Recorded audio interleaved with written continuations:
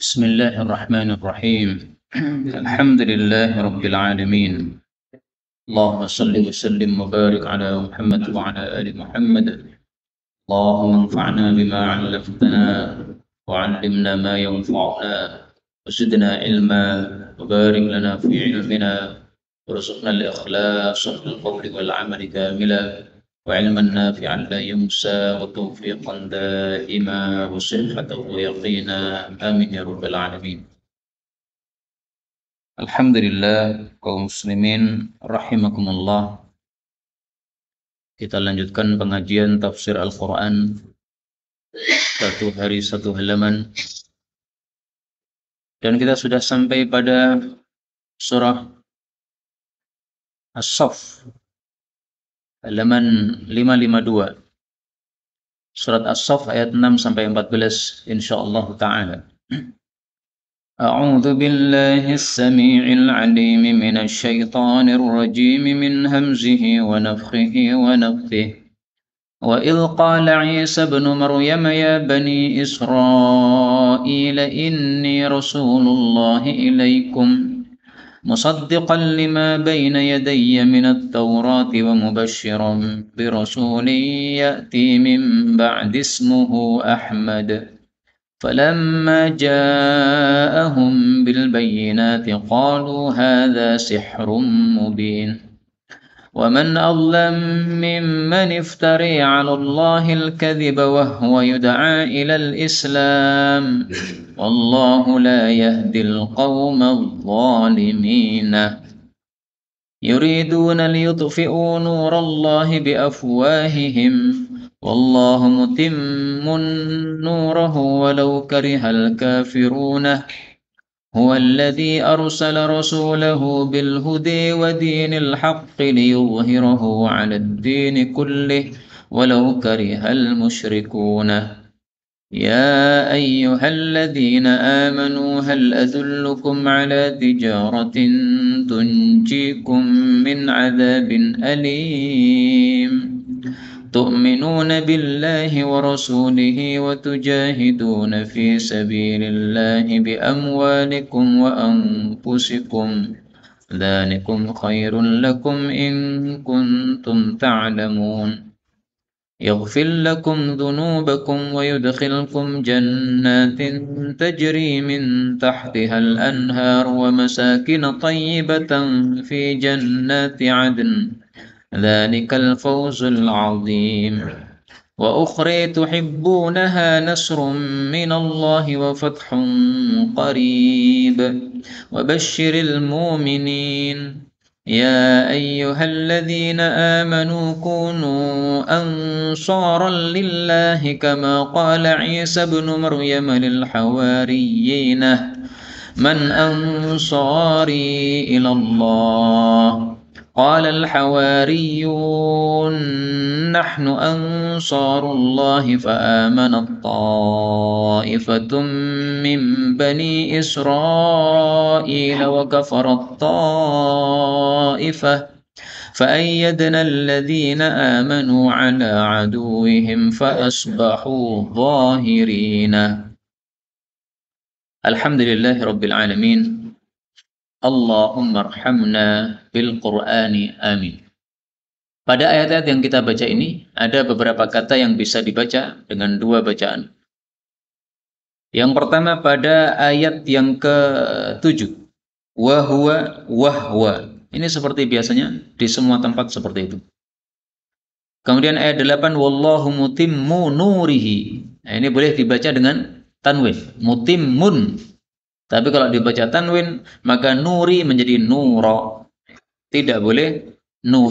Kalau nuri berarti salah. Kemudian pada ayat yang ke-14, kunu ansarallah. Ra-nya ini boleh ditanwin juga. Ansaron. Tetapi kalau ditanwin, maka Allah menjadi lillah. Jadi ansaral lillah. Dan terjemahnya tidak berubah. Ini semuanya adalah qiraah mutawatirah yang sumbernya dari Rasulullah sallallahu alaihi wasallam. Adapun tafsirnya secara ringkas, maka Allah mengatakan pada surah As-Saff ayat yang ke-6, Wa'il dan ingatlah ketika qala berkata Isa Nabi Isa ibnu Maryam, putranya Maryam. Karena tidak punya bapak maka dinisbatkan kepada ibunya. Ya Bani Israel, wahai Bani Israel, anak turunnya Nabi Yakub. Ini sesungguhnya aku ini Rasulullah, utusan Allah ilaikum kepada kalian. Musaddiqan membenarkan lima baina yadayya, terhadap apa yang ada di depan saya. Maksudnya terhadap kitab yang turun sebelum saya, yaitu adalah minat Taurati, kitab Taurat.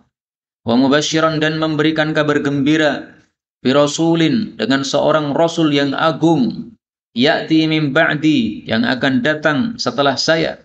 Ini boleh juga dibaca min ba'di yasmuhu, min ba'di setelah saya. Ismuhu namanya adalah Ahmad, Nabi Ahmad atau Nabi Muhammad. Falamma maka tatkala ja'ahum datang kepada mereka Nabi Muhammad bil bayyinat dengan bukti-bukti, mukjizat-mukjizat. Qalu mereka mengatakan hadza ini adalah sihrun, sihir mubinun yang nyata. Jadi maksud ayat ini adalah bahwa Nabi Isa alaihi salatu wassalam ketika waktu beliau masih hidup itu sudah memberitahu bocoran akan adanya nabi terakhir, yaitu Nabi Muhammad sallallahu alaihi wasallam. Dan ini sebagaimana kata Ibnu Abbas, setiap nabi yang diutus oleh Allah itu sudah diambil janji oleh Allah, nanti kalau datang nabi yang lain yang namanya Muhammad, kalian harus ikuti. Nabi Musa sudah dijanji seperti itu, Nabi Isa sudah dijanji seperti itu, Nabi Ibrahim sudah dijanji seperti itu, bahkan Nabi Adam alaihissalatu wassalam juga sudah dijanji seperti itu. Dan setiap nabi ketika dijanji seperti itu mengakui perjanjian tersebut, menyetujui perjanjian tersebut, dan itu perjanjiannya berlaku juga untuk seluruh kaumnya. Maka di sini ketika Nabi Isa memberitahu kepada Bani Israel, aku adalah utusan Allah kepada kalian, memberikan kabar gembira akan adanya Nabi setelah saya, namanya Nabi Ahmad. Itu maksudnya kalian harus ikuti Nabi Ahmad tadi, kalau sudah muncul. Jadi bukan hanya untuk Nabi Isa saja yang percaya kepada Nabi Ahmad, tapi juga seluruh kaumnya, yaitu Bani Israel. Tapi ternyata Bani Israel mengingkari apa yang sudah dinasihatkan oleh Nabi Isa alaihissalatu wassalam. Itu sebabnya karena mereka dengki kepada Nabi Muhammad sallallahu alaihi wasallam. Kita ambil beberapa faedah dari ayat ini. Faedah yang pertama, Nabi Isa putra Maryam.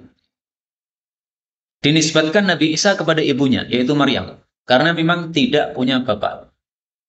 Dan ini menunjukkan bolehnya seorang anak dinisbatkan kepada ibunya apabila dia tidak marah atau dia rela terhadap hal tersebut.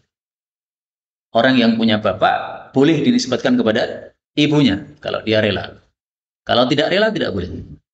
Misalnya Abdullah bin Mas'ud, sahabat Nabi, itu kadang disebut Ibnu Ummi Abd. Ummi Abd ini ibunya Ibnu Mas'ud. Nah, dia dinisbatkan kepada ibunya, tidak ada masalah. Ada ulama terkenal namanya Ibnu Taimiyah. Taimiyah ini perempuan. Dia seorang wanita yang salehah. Saking terkenalnya, akhirnya anak turunnya dinisbatkan kepada ibunya tadi. Karena saking salehahnya. Ini berkahnya seorang wanita salehah menyebabkan namanya jadi harum. Padahal yang terkenal setelahnya adalah cucu-cucunya. Tetapi nama dia masih disebut-sebut. Demikian juga seorang sahabat Nabi Abdullah ibnu Ummi Maktum. Nah, ini namanya Abdullah, ibunya Ummi Maktum. Dia dinisbatkan kepada ibunya. Boleh seperti itu, asalkan dia rela. Tapi kalau tidak rela, maka tidak boleh. Karena seseorang kalau dinisbatkan kepada ibunya, tidak dinisbatkan kepada bapak, seolah-olah dituduh dia sebagai anak zina. Nah, maka ketika dia tidak rela, tidak boleh. Faedah berikutnya, dalam ayat ini, Nabi Isa mengatakan, wahai Bani Israel. Pertanyaan, kenapa dia tidak memanggil sebagaimana nabi-nabi yang lain? Nabi Musa memanggil kaumnya, ya qaumi. Nabi Daud memanggil kaumnya, ya qaumi. Nabi Ibrahim memanggil kaumnya, ya qaumi. Kenapa di sini tidak ya qaumi, tapi ya Bani Israel? Karena Nabi Isa bukan termasuk dari Bani Israel. Karena tadi ya, nasab itu diambil dari bapak. Nah, sementara nasabnya Nabi Isa kepada ibunya Maryam, Sementara Maryam bukan termasuk dari Bani Israel. Nah, maka dia memanggil Bani Israel karena Nabi Isa bukan termasuk dari Bani Israel. Faedah berikutnya, inni Rasulullahi ilaikum. Aku adalah utusan Allah untuk kalian. Nah, ini perbedaan antara para nabi dengan Nabi Muhammad SAW. Semua nabi selain Nabi Muhammad itu hanya diutus kepada kaumnya masing-masing. Nabi Musa kepada kaumnya, Nabi Nuh kepada kaumnya, dan semuanya kepada kaumnya masing-masing. Khusus Nabi Muhammad SAW diutus kepada seluruh manusia. Wa ma arsalnaka illa kafatan linnas. Kami utus kamu untuk seluruh manusia. Nah, di sini letak fadilah Rasulullah Sallallahu Alaihi Wasallam. Kemudian dalam ayat ini Nabi Isa mengatakan mubasysyiram birasul. Saya memberi kabar gembira seorang Rasul yang agung yang akan datang setelah saya nanti. Ini kata para ulama menunjukkan bahwa Nabi Isa itu adalah Nabi terakhir untuk Bani Israel. Jadi setelah Nabi Isa wafat, itu sudah tidak ada lagi Nabi untuk Bani Israel, baru kemudian muncul Nabi Muhammad Sallallahu Alaihi Wasallam. Masanya agak lama, masa fatrohnya ini. Maka dia mengatakan, Ya'ti min ba'di, yang datang setelah saya adalah Nabi Ahmad.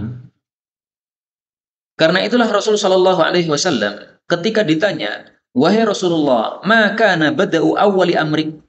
Ya Rasulullah, permulaan kamu jadi nabi itu bagaimana? Kok bisa jadi nabi? Gimana ceritanya? Maka beliau mengatakan, da'watu Ibrahim. Saya hasil dari doa Nabi Ibrahim. Nabi Ibrahim doa kepada Allah, ya Allah munculkan pada keturunan saya seorang Rasul yang akan membacakan ayat-ayatmu. Nah, dikabulkan oleh Allah, muncul Nabi Muhammad Sallallahu Alaihi Wasallam. Wa busyra Isa, dan aku adalah kabar gembira yang disampaikan oleh Nabi Isa, yang dimaksud pada ayat ini tadi. Wa ra'at ummi annahu yakhruju minha nur. Ibuku melihat bahwa keluar dari tubuh dia satu sinar. Adha'at minhu qusuru Syam, yang menyebabkan istana-istana di Syam itu jadi terang dengan sebab sinar yang keluar dari tubuh ibunya Nabi Muhammad SAW. Itu takwilnya adalah dia akan melahirkan seorang nabi yang nabi ini dakwahnya sampai ke arah Syam sana, dan itu betul terjadi. Sekarang Syam termasuk beragama Islam dengan sebab dakwah Rasulullah SAW. Ini hadis sahih riwayat Imam Ahmad. Kemudian nama Nabi Muhammad di sini disebutkan Ahmad. Kenapa kok tidak disebut Muhammad? Karena memang Nabi Muhammad itu namanya ada 5. Sebagaimana dalam hadis yang diriwayatkan oleh Bukhari dan Muslim, li khamsatu asma, saya punya 5 nama. Apa saja? Nabi Muhammad, Nabi Ahmad, Nabi Hashir, Nabi Mahi, Nabi Aqib. Ada 5. Kalau mau dikumpulkan semuanya banyak, tidak hanya 5 saja. Karena ada juga Nabi Taubah, ada juga Nabi Rahmah, ada juga Nabi Muqaffi. Nah, macam-macam namanya Rasul Sallallahu Alaihi Wasallam. Orang Arab punya kebiasaan, kalau ada sesuatu yang mulia atau yang penting, itu dikasih nama yang banyak. Nah, maka Nabi Muhammad SAW, karena mulianya beliau, maka diberi nama oleh Allah dengan nama yang banyak. Jadi jangan salah paham, oh berarti ada Nabi lagi setelah Nabi Muhammad bernama Nabi Ahmad, yaitu Mirza Ghulam Ahmad. Nah, itu salah paham. Yang dimaksud Nabi Ahmad di sini adalah Nabi Muhammad SAW. Karena setelah Nabi Muhammad sudah tidak ada nabi lagi. Taunya dari mana? Dari nama beliau. Nama beliau apa namanya? Nama beliau adalah Al-Aqib. Aqib itu nabi terakhir. Berarti sudah nggak ada nabi lagi. Jadi namanya sendiri sudah menunjukkan bahwa dia nabi terakhir. Nah, ketika Nabi Muhammad datang kepada mereka dengan bukti-bukti, maksudnya bukti bahwa dia seorang nabi yang sudah disebutkan oleh Nabi Isa, dan buktinya banyak. Mukjizatnya Al-Quran. Kemudian di belakang punggung beliau ada tanda kenabian, satu daging yang tumbuh, yang muncul. Mereka semuanya sudah melihat tersebut, tetapi akhirnya mereka mengatakan hadza sihrun mubin. Quran ini hanya sihir saja. Mereka menuduh Quran sebagai sihir karena nggak punya tuduhan lain. Mau dituduh sebagai syair, Nabi Muhammad nggak bisa bersyair. Mau dituduh sebagai dukun, Nabi Muhammad nggak pernah kenal dengan dukun. Akhirnya mereka sebut sihir. Kenapa? Setelah orang masuk Islam mengikuti Quran, akhirnya pisah dari istrinya yang kafir, pisah dari bapaknya yang kafir, anaknya yang kafir, pisah. Nah, karena pisahnya tadi dianggap itu adalah hasil dari sihir Nabi Muhammad SAW. Maka Allah membantah. Allah mengatakan, "Waman azlam." Siapakah yang lebih zalim? Mimman, daripada orang yang iftara, membikin-bikin, 'alallahi, atas Allah, al-kadziba, kedustaan. Wahwa, padahal dia orang itu, yud'a, diseru, diajak, ilal Islam, kepada agama Islam. Wallahu, dan Allah itu, la yahdi, tidak memberikan petunjuk, al-qaumadz zalimin, kepada kaum yang zalim. Maksud ayat ini adalah tidak ada orang yang lebih zalim daripada yang disebutkan dalam ayat ini. Siapa orang paling zalim? Orang yang membuat kedustaan atas nama Allah. Maksudnya menganggap Allah itu punya sekutu. Mengatakan Allah punya anak, berarti Allah punya sekutu, yaitu anaknya. Nah, ini berarti membuat kedustaan atas nama Allah. Karena itu ucapan Natal haram hukumnya bagi kita untuk mengatakannya. Selamat Natal, haram. Kenapa? Itu berarti mengakui adanya kelahiran Tuhan atau Tuhan melahirkan. Ini satu kesyirikan. Ini termasuk iftara 'alallahil kadzib. Itu adalah azlam, orang yang paling zalim. Jadi di sini bentuknya pertanyaan, siapa paling lebih zalim? Ini meskipun bentuknya pertanyaan, tapi maksudnya penegasan. Itulah yang disebut oleh ulama tafsir dengan istilah istifham ingkari. Pertanyaan tapi gunanya untuk mengingkari. Mengingkari orang yang mengatakan bahwa tidak seperti itu. Mengingkari orang yang mengatakan bahwa mereka bukan orang yang paling zalim, untuk mengingkari. Demikian juga fungsi dari istifham ingkari ini adalah untuk tahaddi. Tahaddi itu untuk menantang orang. Kalau kamu tidak setuju dengan perkataan ini, silahkan kamu tampilkan yang lebih zalim daripada yang disebutkan di sini. Ada tidak? Nggak ada. Dicari orang yang paling zalim, ya paling zalim yang ini tadi. Karena zalim itu ada 3 macam. Zalim kepada Allah, zalim kepada sesama makhluk, zalim kepada diri sendiri. Paling besar tentu saja zalim kepada Allah. Karena Allah lah yang telah menciptakan kita. Masa kita zalim kepada yang menciptakan kita? Yang memberi rezeki kita Allah, yang memberi kita nafas Allah, yang memberikan nikmatan kita Allah. Malah kita zalim kepadanya. Nah, maka berarti ini orang yang paling zalim. Kemudian di sini Allah mengatakan Allah tidak memberikan petunjuk kepada kaum-kaum yang zalim. Nah, ini menunjukkan betapa dahsyatnya dosa zalim tersebut. Ini secara umum menunjukkan bahwa semua orang yang zalim itu jauh dari petunjuknya Allah Subhanahu wa Ta'ala. Dan zalim sebagaimana sudah saya sebutkan 3 macam tadi, ini semuanya tercakup. Zalim kepada Allah, jauh dari petunjuk. Zalim kepada sesama manusia, mengambil harta orang, menuduh orang, mengejek orang, dan sebagainya. Nah, itu termasuk zalim, jauh dari petunjuk. Kemudian juga zalim kepada diri sendiri. Ya, rutinitas melakukan maksiat. Tidak mau memperbaiki diri. Tidak mau istighfar. Tapi terus-menerus membiasakan. Menganggap, itu nggak apa-apa. Yang penting dosa kecil. Yang penting dosa besar tidak saya lakukan. Nah, itu satu sikap zalim seperti itu. Para ulama mengatakan, dosa kecil kalau dirutini terus, sehingga menjadi kebiasaan dan menganggap nggak apa-apa, itu malah jadi besar. Kenapa? Kecil ditumpuk-tumpuk lama-lama menjadi besar. Seperti orang mengatakan sedikit demi sedikit lama-lama jadi bukit. Nah, dosa juga begitu. Kemudian Allah mengatakan yuriduna, mereka menghendaki, liyudfi'u, untuk memadamkan, nurallahi, sinarnya Allah. Maksudnya agama Allah Subhanahu wa Ta'ala. Biafwahihim, dengan mulut-mulut mereka. Wallahu, dan Allah itu mutimmun, akan menyempurnakan, nurahu, sinarnya, yaitu agamanya, walaupun kariha, benci, al-kafirun, orang-orang kafir. Jadi maksudnya mereka ingin menolak kebenaran yang dibawa oleh Nabi Muhammad SAW, yaitu sinarnya Allah, dengan kebatilan yang mereka bawa. Ini diperumpamakan seperti orang yang ingin meniup matahari dengan mulut mereka.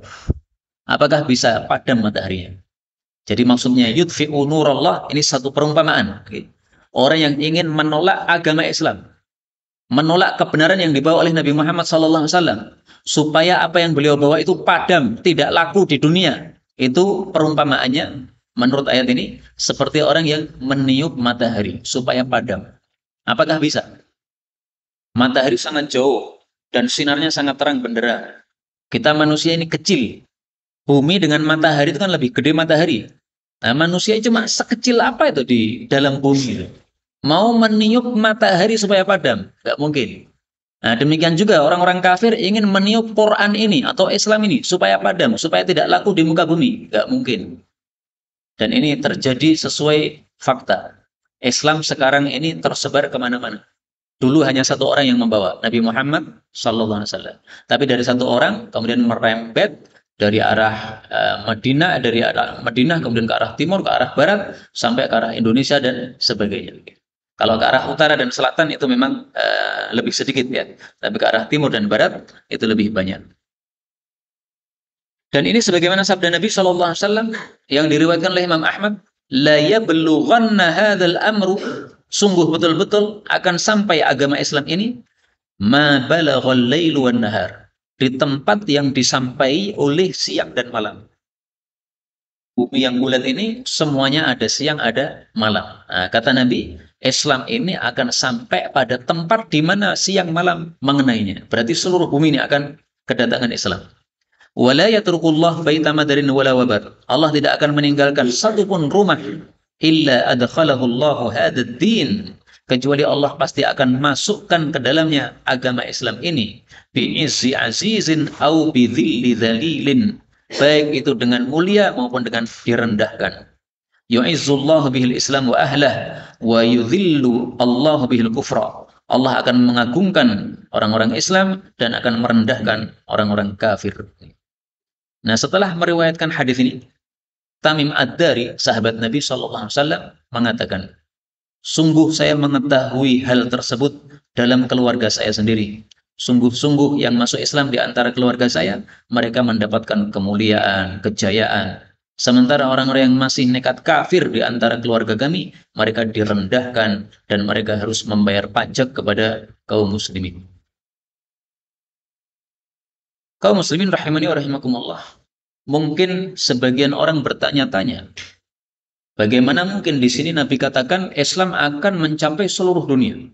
Sementara dalam hadis yang lain Nabi mengatakan kalian umat Islam, kalau dibandingkan dengan orang-orang yang kafir, itu seperti satu helai bulu putih pada tubuhnya hewan yang semuanya kulitnya itu bulunya itu hitam. Atau seperti satu bulu hitam yang ada pada hewan yang bulunya putih. Berarti sangat sedikit umat Islam. Yang lebih banyak adalah orang-orang musyrik, orang-orang kafir. Nah, maka jawabnya adalah itu tidak bertentangan sama sekali. Karena Nabi di sini bicara tentang tersebarnya Islam ke seluruh permukaan bumi ini. Sementara hadis tadi membicarakan tentang jumlah manusia. Kalau di total dari Nabi Adam sampai hari kiamat. Nah, muslim dengan kafir itu muslim sangat-sangat sedikit sekali. Bahkan Rasul Shallallahu Alaihi Wasallam menceritakan nanti di akhirat Allah akan mengatakan akhriju ba'san nar, tolong dikeluarkan calon-calon penghuni neraka, akan dikirimkan neraka, keluarkan semuanya. Maka ditanya, berapa ya Allah? Min kam, berapa ya Allah? Maka Allah mengatakan dari setiap 1000 ambil 999 masuk neraka. Yang tersisa masuk surga hanya 1. Nah, itu perumpamaan banyaknya ahli neraka dibandingkan ahli surga. Para sahabat akhirnya pada sedih semuanya. Ya Rasulullah, ayyuna dzalikal wahid. Kalau yang selamat cuma satu orang, siapa di antara kita selamat? Maka Rasulullah mengatakan, tenanglah. Karena yang 999 itu diambilkan juga dari Ya'juj dan Ma'juj. Jumlah mereka sangat banyak sekali. Mereka nanti kalau sudah keluar di akhir zaman, mereka melewati satu danau, maka danaunya yang penuh air itu tiba-tiba kalau sudah mereka lewati sudah langsung kering, keruntang. Kenapa? Saking banyaknya mereka, maka mereka lewat sambil minum, sampai akhirnya dilewati oleh semua Ya'juj Ma'juj, kering keruntang. Yang bagian belakang dari mereka sudah nggak dapat air minum. Maka mereka bertanya-tanya, loh mana airnya? Mestinya di sini banyak air di sini. Yang sudah diminum oleh orang-orang yang awal dari mereka. Nah, maka alhamdulillah kita bersyukur kepada Allah, kita termasuk orang-orang yang dipilih untuk masuk Islam. Marilah kita jaga Islam ini sampai kita mendapatkan husnul khatimah. Amin ya rabbal alamin. Kemudian Allah mengatakan, huwa dialah alladzi dzat yang arsala telah mengutus rasulahu utusannya yaitu Nabi Muhammad sallallahu alaihi wasallam bil huda dengan petunjuk wa dinil haqqi dan agama yang benar yaitu Islam. liyudhhirahu, supaya Allah memenangkan agama Islam, ala dini kullih, atas agama semuanya selain Islam. Walaupun kariha, benci, al musyrikun, orang-orang yang musyrik. Nah, inilah Allah Subhanahu wa taala mengirim Nabi Muhammad SAW dengan membawa huda, petunjuk. Yang dimaksud petunjuk di sini adalah Al-Qur'an. Kenapa? Karena Allah Subhanahu wa taala mengatakan pada surah Al-Baqarah, "Dzalikal kitabu la raiba fihi hudal lil muttaqin."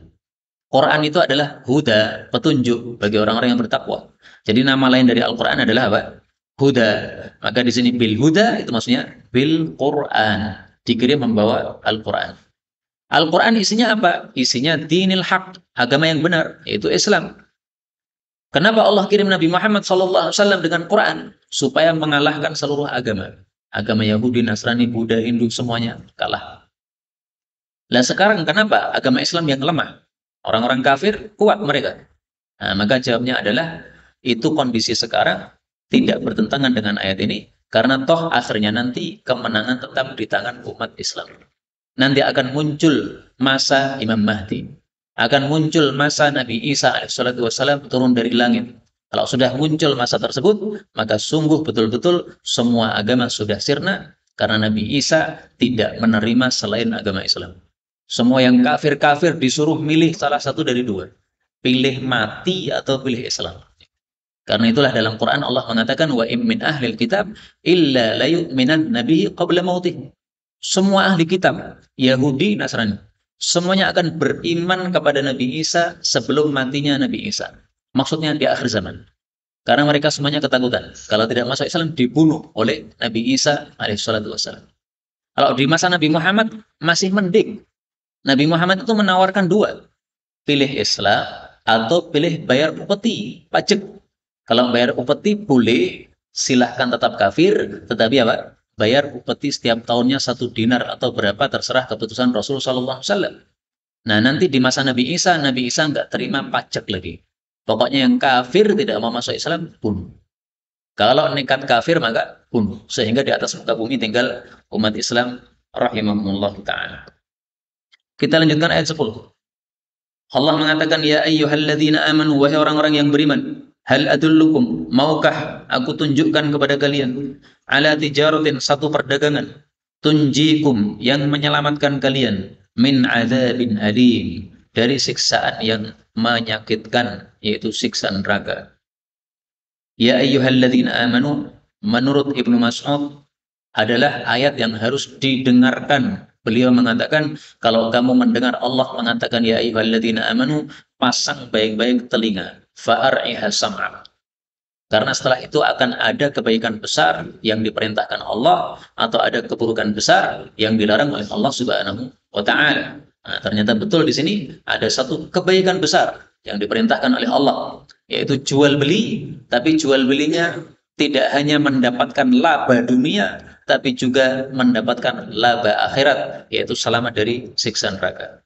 Apa jual beli tersebut? Allah katakan, tu'minuna, kalian beriman, billahi, kepada Allah, wa rasulihi, dan rasulnya, yaitu Muhammad SAW, wa tujahiduna, dan kalian berjihad, fi sabilillahi, di jalan Allah, bi amwalikum, dengan harta-harta kalian, wa anfusikum, dan diri-diri kalian.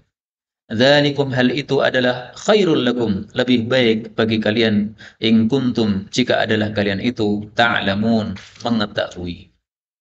Jadi yang dimaksud perdagangan di sini adalah iman kepada Allah Subhanahu wa taala. Kenapa iman kok disebut perdagangan? Apa sih perdagangan itu? Tijarah atau perdagangan itu salah satu dari dua, membeli atau menjual. Tapi intinya sama, tukar menukar. Kalau saya membeli, berarti saya serahkan duit saya kepada orang yang menjual. Dia serahkan barangnya kepada saya, berarti tukar menukar. Dia kasih barang, saya kasih duit. Nah, itulah yang disebut sebagai tijarah. Nah, maka iman kepada Allah disebut tijarah. Kenapa? Karena ini tukar menukar. Allah suruh kita untuk iman, kita kasihkan iman kita kepada Allah, Allah kasih kita surga. Nah, ini berarti tukar menukar, jual beli. Maka tidak salah kalau iman itu disebut sebagai jual beli. Allah sendiri yang mengatakan dalam Al-Quran, selain dari ayat ini, Allah juga mengatakan Di dalam surah yang lain, yaitu pada surah At-Taubah ayat 111. Innallaha ashtara, sesungguhnya Allah membeli minal mu'minin, dari orang-orang beriman, anfusahum, jiwa mereka, wa amwalahum, dan harta mereka, bi anna lahumul jannah, ditukar oleh Allah dengan jannah. Jadi kita disuruh menjual nyawa kita untuk jihad fisabilillah. Kalau ada perang, ya. Sekarang di Indonesia tidak ada perang, ya jangan mengharapkan perang. Dalam Islam ini kita tidak diajari untuk haus darah, tidak. Tidak diajari untuk kejam, tidak. Kita diajari untuk jihad, perang pada masanya. Jadi bukan supaya umat Islam ini suka perang, bukan, ya, tapi pada masanya. Karena itulah Rasul Shallallahu Alaihi Wasallam bersabda, dua sabda tentang masalah perang. Pertama, beliau katakan, la tatamannau liqa'al adu. Jangan berharap ketemu musuh, nggak boleh. Berharap mudah-mudahan PKI bangkit lagi supaya kita bisa perang sama mereka, nggak boleh. Yang kedua, wa idza laqitumuhum fasbiru. Tapi kalau mereka muncul, kita ketemu, maka sabar, tidak boleh lari. Jadi mengharap tidak boleh, tapi lari menjauh juga tidak boleh. Ketika tidak ada, kita harapkan supaya ada, tidak boleh. Ketika sudah ada, kita harapkan tidak ada sehingga kita lari, tidak boleh. Maka harus menghadapi kenyataan. Kenyataannya tidak ada perang, alhamdulillah. Kita minta kepada Allah sejahtera sampai mati kita. Sampai seluruh umat Islam ini semuanya bertemu dengan Nabi Isa alaihissalam. Tapi ketika ada perang, maka harus kita hadapi dengan harta dan nyawa kita. Bi amwalikum wa anfusikum. Dari sini kita ambil juga pelajaran bahwasanya jihad itu bisa dengan harta, bisa dengan jiwa atau nyawa.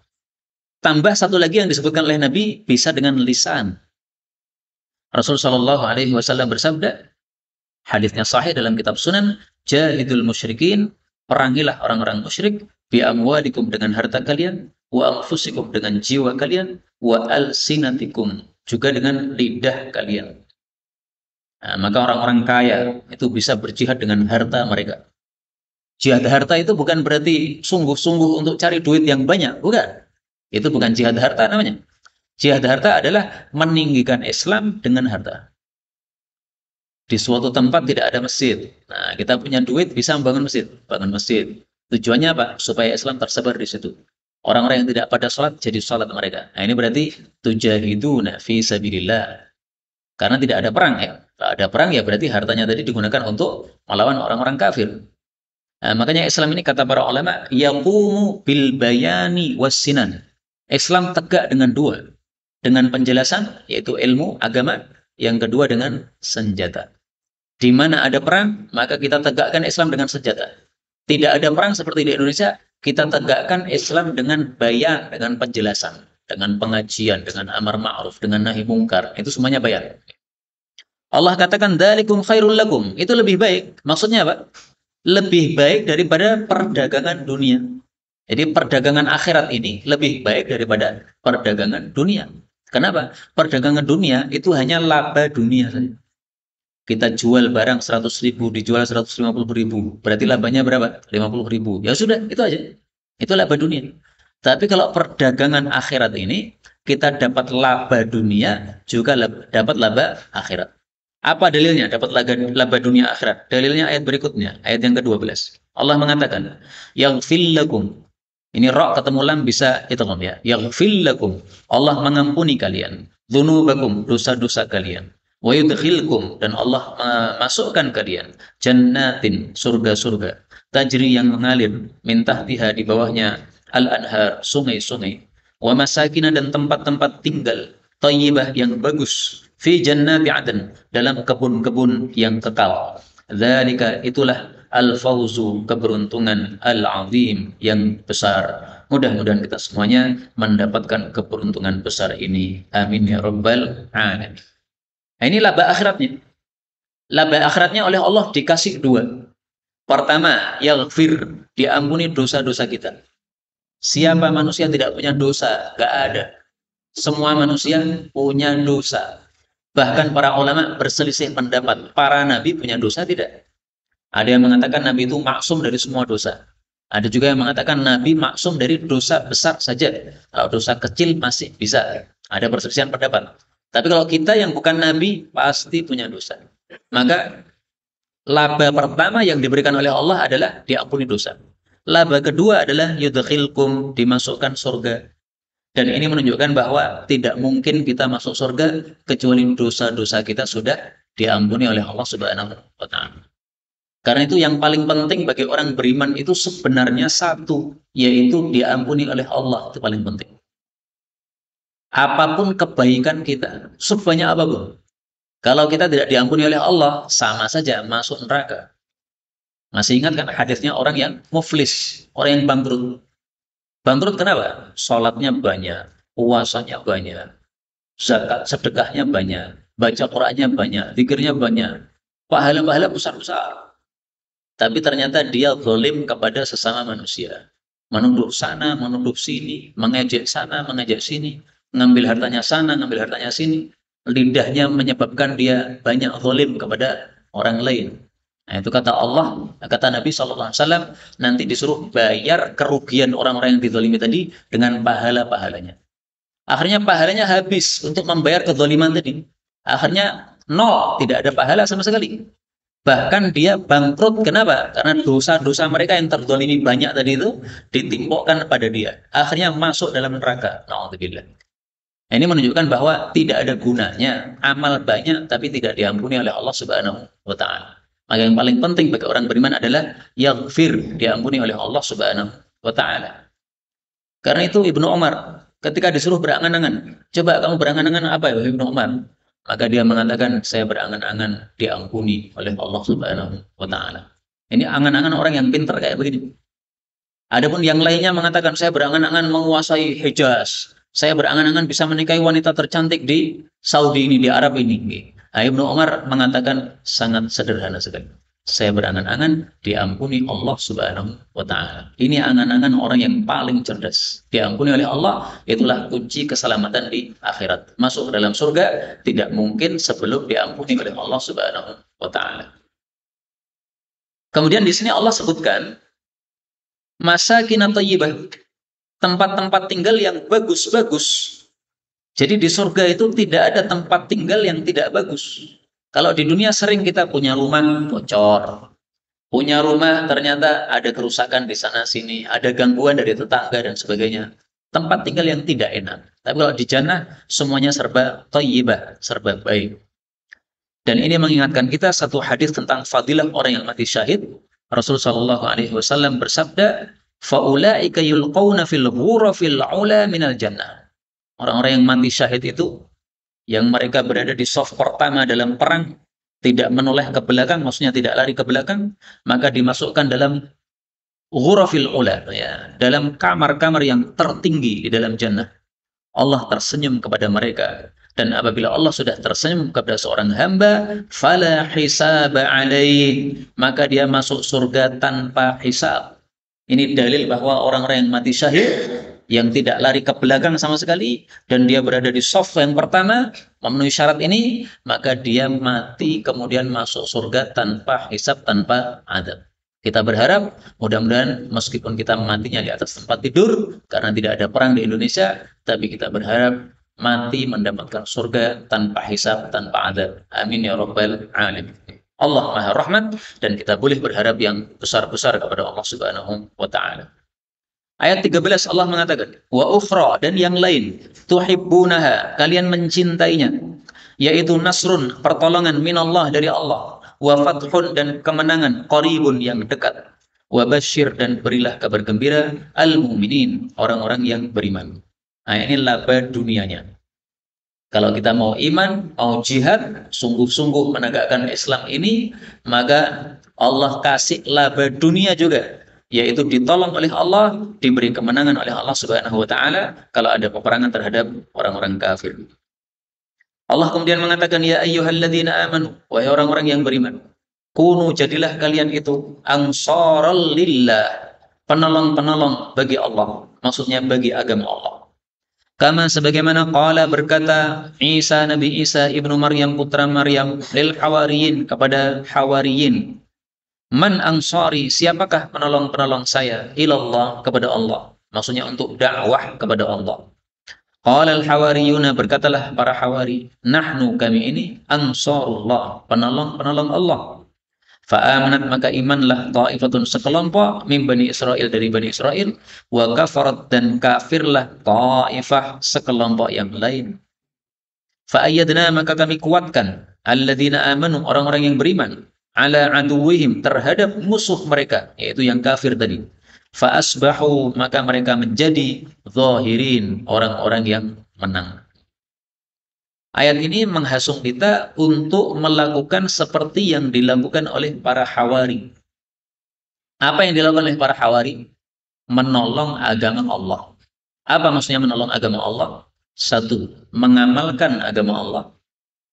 Dua, menyebarkan agama Allah Subhanahu wa ta'ala. Jadi kewajiban kita terhadap agama ini dua. Satu, mengamalkan. Dan tidak mungkin kita mengamalkan kecuali harus apa? Mengetahui isinya. Tidak mungkin Kak, kita mengamalkan isi Quran kecuali harus kita pelajari dulu. Maka berarti mempelajari Quran hukumnya juga wajib supaya kita bisa mengamalkan. Kalau sudah bisa mengamalkan, maka tidak sampai di sini kewajiban kita. Sampaikan juga kepada yang lain. Misalnya panjenengan di sini mengaji, ya, istri tidak ikut mengaji, anak tidak ikut mengaji. Nah, berarti yang mendapatkan ilmu kan suaminya. Nah, suaminya terapkan ilmunya kepada keluarganya. Mungkin ada di antara saudari-saudari kita atau anak-anak perempuan kita atau istri-istri kita yang belum pakai jilbab misalnya. Mereka nggak paham bahwa jilbab wajib. Nah, setelah suami paham jilbab wajib, ini diterapkan pada keluarga. Ini namanya menegakkan Islam. Itu yang dimaksud ansarul lillah, penolong-penolong agama Allah. Yaitu apa? Satu, melakukan. Dua, menyebarkan. Dalam ayat ini Allah menyebutkan hawari. Apa artinya hawari? Hawari itu artinya penolong-penolong. Setiap nabi punya hawari. Nabi Muhammad SAW punya hawari. Hawari beliau adalah Zubair, sahabat Nabi yang terkenal dan dijamin termasuk masuk jannah. Nah, hawarinya Nabi Isa alaihissalam ini mereka adalah pengikut-pengikut beliau. Rasul bersabda, "Ma min nabiyyin", tidak ada seorang pun nabi, ba'atsahullah fi ummah, yang diutus oleh Allah, illa kana lahu min ummatihi hawariyun, kecuali pasti punya hawari-hawari, yaitu penolong-penolong. Itu makna hawari menurut sebagian ulama. Hawari, penolong. Ada juga yang mengatakan bahwa hawari ini disebut hawari itu dari kata-kata haura, yaitu adalah warna putih. Maka mereka disebut putih karena apa? Karena mereka bajunya putih-putih. Mereka penolong Nabi Isa alaihissalam, dikirim oleh Nabi Isa untuk dakwah di arah Syam. Yang didakwai ada dua kelompok, kelompok Bani Israel dan kelompok orang-orang Yunani. Nah, didakwahkan Islam ini kepada mereka, orang-orang Yunani dan orang-orang Bani Israel. Maka setelah didakwahkan itu, fa'amanat ta'ifah, ada yang beriman, tapi ada juga yang kafarat ta'ifah, yang kafir. Yang kafir ini ada dua macam. Yang pertama, ya orang-orang Yahudi, yang mereka melecehkan Nabi Isa alaihissalam, menganggap Nabi Isa sebagai anak zina. Yang kedua, orang-orang yang berlebihan terhadap Nabi Isa. Awalnya pengikut Nabi Isa, orang-orang Nasoro yang baik, tapi kemudian menjadi Nasoro yang sesat. Nah, sekarang ini hanya tersisa Nasoro yang sesat. Nasoro yang baik nggak ada. Maksudnya Nasoro yang tidak sesat nggak ada. Karena Nasoro itu kalau dia tidak sesat, dia akan mengikuti Nabi Muhammad SAW. Nah, maka mereka orang-orang yang sesat karena melebihkan Nabi Isa di atas kedudukannya yang semestinya. Mereka terbagi jadi tiga kelompok. Sebagian Nasrani mengatakan Nabi Isa adalah Tuhan. Sebagian Nasrani mengatakan Nabi Isa adalah anak Tuhan. Sebagian mengatakan Nabi Isa adalah thalithu thalatha, salah satu dari tiga Tuhan. Itu semuanya kelompok Nasrani, semuanya sesat karena menganggap Nabi Isa bukan manusia biasa, tapi dianggap sebagai Tuhan atau anak Tuhan dan sejenisnya tadi. Nah, Allah katakan, kami kuatkan yang iman kepada Nabi Isa di atas yang kafir. Artinya yang Muslim dimenangkan sehingga mengalahkan Yahudi dan mengalahkan Nasrani yang sesat tadi. Kapan itu? Dengan diutusnya Nabi Muhammad SAW. Jadi yang dimaksud fa'asbahu dhahirin, mereka menjadi menang, itu adalah setelah diutusnya Nabi Muhammad SAW, para sahabat menjadi menang, mengalahkan orang-orang kafir. Inilah yang dapat ditafsirkan pada malam hari ini, benarnya dari Allah Ta'ala. Kalaupun ada salahnya, fa astaghfirullahaladzim li wa lakum, walhamdulillahi rabbil alamin.